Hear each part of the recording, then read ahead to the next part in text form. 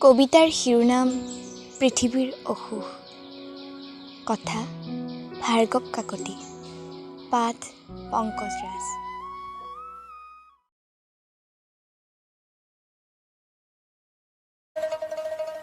বসন্ত আহিল সৰুমাই, মনে মনে আহিছে হেনো বসন্ত। কুলিৰ বিননি নাই, বিহুৰ আখৰাত ঢোলৰ চাপৰ নাই।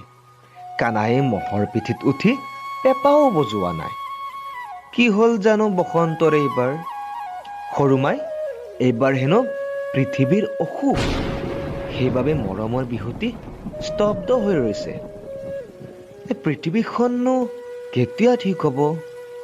আমাৰ গাঁৱৰ লাকী, ছয়ানিকা, হীৰক, হিমাংশু, মাধুৰ্যহঁতে বিহু নাচিব নাপাই দুখ মনেৰে আছে।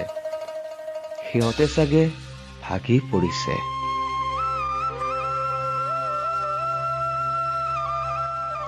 নাচনীয়ে খিৰিকীৰে চাইছে বাৰীৰ কঁঠাল গছত ফুলি উঠা কপৌজোপালৈ।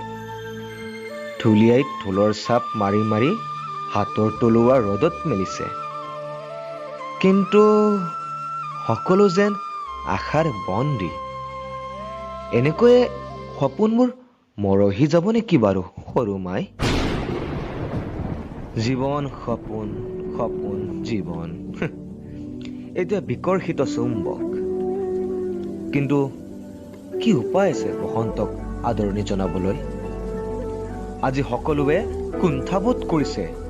নিজে নিজক সুৰক্ষিত কৰিবলৈ এই পদক্ষেপ। বসন্ত, তই এইবাৰৰ বাবে বেয়া নাপাবি।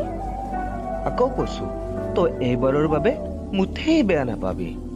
তথাপি শুন, বনাইছো ঘৰত আমি লাৰু, পিঠা। সৰুমায়ে ঢেঁকী দিছে, গাঁৱত হৈছে ঢেঁকীৰ শব্দ। ৰংমনে চোতালত ঢোল বজাইছে, ভনীয়ে লৈছে জেতুকা। এইবাৰ অন্ততঃ এনেকৈয়ে সুখী হ বসন্ত। এনেকৈয়ে সুখী হ।